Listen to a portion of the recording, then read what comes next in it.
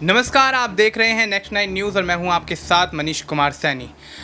उत्तर प्रदेश में 9 विधानसभा सीटों पर उपचुनाव होने हैं और उपचुनाव से पहले मायावती ने कुंदर की सीट से रिफाकतुल्लाह खान पर अपना भरोसा जताया और उनको प्रत्याशी बना दिया। अब ऐसे में मायावती और किन नामों का यहां पर ऐलान करने वाली हैं, ये भी एक बड़ा सवाल निकलकर सामने आता है। और जिस तरह से आम चुनाव में मायावती को बड़ा झटका लगता हुआ नजर आया, यहाँ यूँ कहें कि उत्तर प्रदेश में एक भी सीट मायावती यहाँ पर हासिल नहीं कर पाई, तो उसको लेकर अब कहीं ना कहीं बीएसपी को, मायावती को विचार विमर्श करने की ज़रूरत है और उपचुनाव में कहीं ना कहीं अपनी पार्टी को मजबूत करने के लिए कुछ नई रणनीतियों को अपनाने की ज़रूरत है। क्योंकि जिस तरह से समाजवादी पार्टी आम चुनाव में 37 सीटें जीतती है, वहीं भारतीय जनता पार्टी 33 सीटें जीतती हुई नजर आती है। और ऐसे में अब जिस तरीके से माहौल बनता हुआ नजर आ रहा है वो मायावती के अनुकूल नहीं लग रहा है, इसलिए मायावती को यहाँ पर रणनीतियाँ बदलने की ज़रूरत है। और अगर रणनीतियाँ बदलती हैं, चुनाव में उतरती हैं, तो किस तरह से यहाँ पर मायावती के समर्थन में यहाँ पर वोट पड़ते हुए नजर आएंगे और क्या यहाँ पर दलितों की राजनीति करने वाली मायावती दलितों का वोट बैंक आज़ाद और समाजवादी पार्टी से छीनने में कामयाब होती हुई नजर आएंगी, ये एक बड़े सवाल हैं। इन बड़े सवालों पर चर्चा करने के लिए हमारे साथ हमारे वरिष्ठ सहयोगी अमन सर मौजूद हैं। सर, किस तरीके से देखते हैं कि मायावती आम चुनाव में हार का सामना करती हैं और ऐसे में एक भी सीट उनके हाथ नहीं लगती है? उपचुनाव में एक बार यहाँ पे मायावती फिर से ताल ठोकने की तैयारी में है और कुंदरकी से अपना प्रत्याशी उतार चुकी हैं, तो क्या लगता है कि दलितों की और मुस्लिमों की राजनीति करने वाली मायावती दलित और मुस्लिम के वोट बैंक को साधने में कामयाब होंगी? और अगर ऐसा होता है तो किस तरह से उनके समर्थन में यहाँ पर सीटें आने के अनुमान लगाए जा सकते हैं? देखिए मनीष, अगर हम मायावती का जिक्र कर रहे हैं तो जाहिर बात है कि बहुत ताकतवर नेता एक समय रही हैं। उत्तर प्रदेश की 2 से 3 बार मुख्यमंत्री वो रही हैं, यानी कि एक बड़ी लीडर के तौर पर उनको जाना जाता रहा है। लेकिन अगर बीते हम 10 साल की बात करें तो देखा ये गया है कि मायावती का कद लगातार कमज़ोर हुआ है, लगातार उनकी पार्टी का कद कमज़ोर हुआ है और कहने में कोई गुरेज नहीं है कि लगातार कमज़ोर होता जा रहा है। आप देखिए लोकसभा चुनाव की आप बात करें कि उनके हक में उत्तर प्रदेश के अंदर जहाँ पे 22-25 वोट हमेशा उनके हक में रहता था परसेंट वोट, वो अब घटकर 8 से 10% रह गया। ये उनकी सबसे बड़ी कह सकते हैं हार है। इसके अलावा आप देखिए कि वो तेलंगाना पहुँच जाती हैं, बिहार के साथ में समझौता करती हुई नजर आती हैं। इसके अलावा वो हरियाणा चली जाती है, वहाँ पर इनेलो के साथ में समझौता करती हुई नजर आती हैं। और अब जहाँ पर देखा जाए कि उत्तर प्रदेश में जहाँ उनकी सियासी ज़मीन सबसे अधिक मजबूत है, वहाँ पर वो बेहद कमज़ोर दिखाई पड़ती हैं। दलित वोट बैंक जो उनके एक समय सबसे नज़दीक हुआ करता था वो उनसे छिटक कर दूर चला गया। आज़ाद जो जिनको बेहद कमज़ोर माना जा रहा था, इनके बारे में कोई बात करना नहीं चाह रहा था बीएसपी के अंदर, वो अचानक ताकतवर बन जाते हैं। तो ये कई ऐसे कारण हैं जो मायावती को लगातार झटके पर झटके मिल रहे हैं। उनकी पार्टी पे लगातार कह सकते हैं कि एक के बाद एक जिस तरह से नेता छोड़ के गए हैं, एक के बाद एक जिस तरह से अनुभवी नेताओं ने उनका साथ छोड़ा है, पार्टी का जो लेवल था वो भी घट के काफ़ी नीचे आ गया है। अब सवाल ये उठता है कि अगर मान लीजिए चलिए वो उपचुनाव में उतर भी रही हैं और 9-10 सीटों पर अपने प्रत्याशी उतारेंगी भी, खुदर की सीट हो जहां पर उन्होंने अपने प्रत्याशी उतार भी दिया और भी तमाम जगह लगभग उतार रही हैं, तो ऐसे में सवाल ये बनता है कि क्या यहां पर वो चुनाव में जीतने के लिए जा रही हैं या फिर सिर्फ वोट काटने की राजनीति कर रही हैं? क्योंकि खुदर की एक मुस्लिम बहुल इलाका माना जाता है और यहाँ पर रिफाकत खान को एक तरीके से कह सकते हैं प्रत्याशी बनाना कहीं ना कहीं सीधे तौर पर इशारा कर रहा है कि क्या यहाँ से वो सपा के वोट काटने वाली हैं, क्या यहाँ से सपा को बड़ा नुकसान करने वाली हैं? क्योंकि लगातार सपा की तरफ से मायावती को बीजेपी की बी टीम के तौर पर संबोधित किया जाता है। तो ऐसे में कई सारे सवाल हैं कि क्या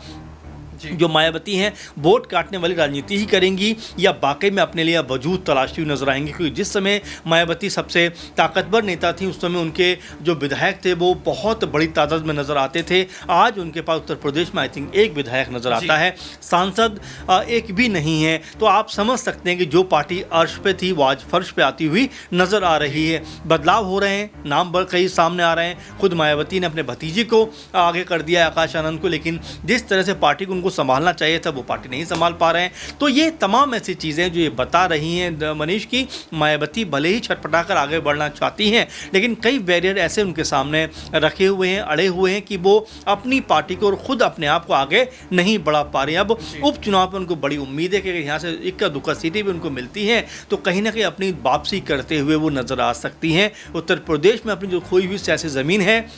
दोबारा उसको पाती हुई नज़र आ सकती है, क्योंकि बड़ी तेज़ी के साथ में चंद्रशेखर आज़ाद जो हैं उनकी पार्टी आज़ाद समाज पार्टी बहुत तेज़ी के साथ में आगे बढ़ती हुई नज़र आ रही है, बहुत तेज़ी के साथ में उनके साथ लोग जुड़ते हुए नज़र आ रहे हैं। अगर मायावती ने यहाँ पर कोई बड़ा स्टैंड नहीं लिया तो उनके जो उनके मतदाता थे, जो गूढ़ कह सकता है कि गूढ़ मतदाता होते हैं कि एक जो उन्हीं के साथ में रहना पसंद करते हैं, अगर मायावती ने स्टैंड नहीं लिया तो वो भी आज़ाद के साथ में जाते हुए दिखाई पड़ेंगे। जी बिल्कुल। तो अब ऐसे में मतदाताओं को यहाँ पर साधना, वोटर्स को साधना एक बड़ी चुनौती मायावती के लिए उत्तर प्रदेश के उपचुनाव में बनता हुआ नजर आ रहा है। और ऐसे में जिस तरह से आम चुनाव में बड़ा झटका लगता हुआ नजर आया पार्टी के बिखराव के कारण, या यूं कहें कि गठबंधन ना करने के कारण, जिस तरह से अखिलेश यादव यहाँ पर मायावती को गठबंधन के लिए ऑफर देते हुए नजर आ रहे थे, तो कहीं ना कहीं मायावती ने पिछले लोकसभा चुनाव को ध्यान में न रखते हुए इस लोकसभा चुनाव में अकेले के दम पर चुनाव लड़ने का फैसला लिया, जिसका परिणाम मायावती के पक्ष में नहीं रहा। और ऐसे में मायावती को एक करारी हार का सामना करना पड़ा। उपचुनाव में जिस तरह से 9 सीटों पर ऐलान करने की यहाँ पर बात करती हुई मायावती नजर आ रही हैं, एक सीट पर प्रत्याशी उतार देती हैं, तो अब ऐसे में क्या यहाँ पर मुस्लिमों की और दलितों की राजनीति के माध्यम से मायावती एक बार फिर से अपनी सियासी जमीन को यहाँ पर वापस लेती हुई नजर आएंगी? क्योंकि जिस तरह से आजाद ने मायावती के वोट बैंक में सेंधमारी की है, उससे कहीं ना कहीं मायावती की राजनीति का जो ग्राफ है वो गिरता हुआ चला जा रहा है। तो अब ऐसे में अगला सवाल यहाँ पर ये रहेगा सर कि जिस तरह से आजाद ने हमने देखा कि किस तरह से यहाँ पर नगीना की सीट से जीत दर्ज की, हालांकि 2 सीटों पर उन्होंने अपनी पार्टी के उम्मीदवार उतारे थे, नगीना से तो खुद ही चुनाव लड़ रहे थे, नगीना से उनको बम्पर जीत यहाँ पर मिलती हुई नजर आई, हालांकि दूसरी सीट से यहाँ पर हार का सामना करना पड़ा। लेकिन जिस तरह से यहाँ पर मजबूत अपने आप को यहाँ पर बनाते हुए नजर आए हैं, आजाद अपनी पार्टी को मजबूत बनाते हुए नजर आए हैं, मायावती के लिए कड़ी चुनौती देखे जा रहे हैं। तो क्या लगता है कि मायावती के लिए एक बार फिर से कड़ी चुनौती बनेंगे, या अगर मायावती आजाद के साथ गठबंधन कर लेती हैं तो दोनों ही मिलकर यहाँ पर क्या अखिलेश यादव के वोट बैंक में सेंधमारी करने में कामयाब होंगे? देखिए, बिल्कुल मायावती के बारे में ये बात कही जाती है कि आज़ाद ने बारंबार उनसे कहा कि भाई मैं आपके साथ आना चाहता हूँ, लेकिन मायावती ने एक बार भी नहीं कहा कि आज़ाद हमारी पार्टी में आना चाहिए, आज़ाद सपा का बसपा का हिस्सा होना चाहिए। इसी बात को ध्यान में रखते हुए आज़ाद समाज पार्टी बनी, आज़ाद ने अपने अलग राह चुनी। अब यहाँ जो वोटों का बंटवारे की आप बात करें, जाहिर बात है कि दलित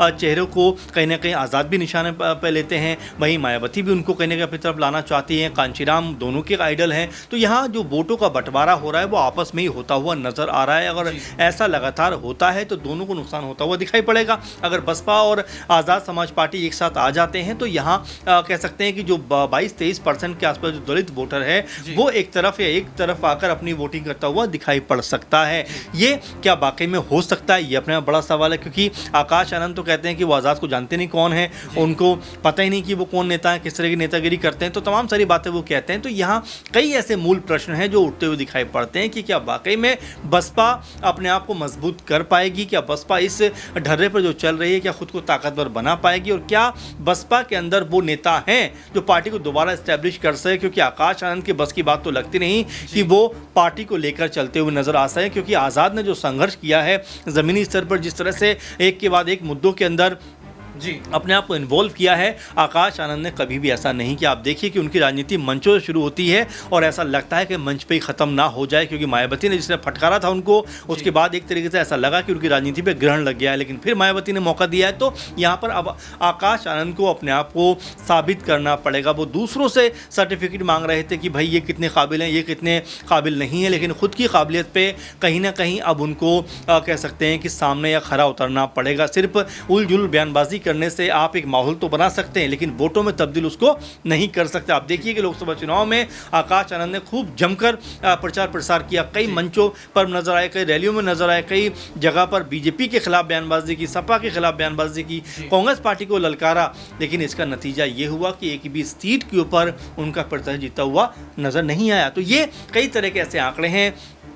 जो अब कह सकते हैं बीएसपी को समझने पड़ेंगे, और यहाँ पर जो जीत होती है वो कह सकते हैं कि जो ज़मीनी स्तर का जो कार्यकर्ता होता है, जो मतदाता होते हैं, उनको कैसे अपनी तरफ रिझा कर रखा जाए, उससे जीत होती है। लेकिन जब आप सिर्फ ट्विटर की दुनिया से बाहर नहीं निकलोगे और सोशल मीडिया से बाहर नहीं आओगे, तब तक आपका कोई भला नहीं होने वाला है। क्योंकि मायावती के नाम पर इसमें कोई दो राय नहीं है कि लोग आज भी कहीं ना कहीं वोट करने को तैयार होंगे, लेकिन जिस तरह से आज़ाद और मायावती के बीच में वोटों का बंटवारा हुआ है, उसने मायावती की मुश्किलें बहुत ज़्यादा खड़ी कर दी। आने वाले दिनों में हो सकता है कि आज़ाद और कह सकते हैं कि बीएसपी एक साथ एक राह पर चलती हुई नजर आए, क्योंकि यहाँ पर आज़ाद भी को भी पता है कि सिर्फ वो अपनी सीट बचा पाए हैं, बाकी सीटों को पे बचा अपने प्रत्याशियों को जिताने के लिए अभी एक जो वोट बैंक चाहिए वो अभी उनके पास नहीं है। तो कई तरह के सवाल खड़े होते हैं कि यहाँ पर किस तरह दोनों गठबंधन बनेगा, लेकिन हाँ ये ज़रूर मानना पड़ेगा कि अगर दोनों अलग राहों पर चलते रहे तो दोनों पार्टियों को नुकसान होना तय है। जी बिल्कुल, तब ऐसे में मायावती आज़ाद का गठबंधन कहीं ना कहीं कारगर इन उपचुनाव में साबित होता हुआ नजर आ सकता है।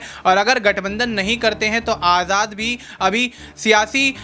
ज़मीन पर कहीं ना कहीं नया चेहरा है, और ऐसे में लोकसभा चुनाव में तो एक सीट निकालने में बेशक कामयाब रहे, काफ़ी चर्चित चेहरा भी बने, तमाम यहाँ पर चर्चाएँ उनके नाम की होती रहीं, लेकिन फिर भी अपने आप को मजबूत करने के लिए यहाँ पर किसी न किसी दल का सहारा आज़ाद को भी लेना पड़ेगा। वही स्थिति मायावती की है। 2007 के बाद से जिस तरह से उनकी पार्टी की जीत का ग्राफ जो है वो गिरता हुआ नजर आया, जीत हार में तब्दील होती हुई नजर आई, और ऐसे में फिलहाल विधानसभा के अंदर उनका एक ही विधायक है, और उस एक विधायक के चलते मायावती क्या उत्तर प्रदेश की राजनीति को साध पाएंगी? क्या उपचुनाव में मायावती वो रणनीतियां बना पाएंगी जिनके माध्यम से बहुजन समाज पार्टी एक बार फिर से जीत का परचम लहराकर विधानसभा चुनाव के लिए अपनी राहों को आसान करती हुई नजर आएगी? फिलहाल आपको इस मुद्दे पर क्या कुछ लगता है? आप अपनी राय हमें कमेंट करके बता सकते हैं। बाकी देश और दुनिया से जुड़ी तमाम जानकारी के लिए आप देखते रहिए नेक्स्ट 9 न्यूज़।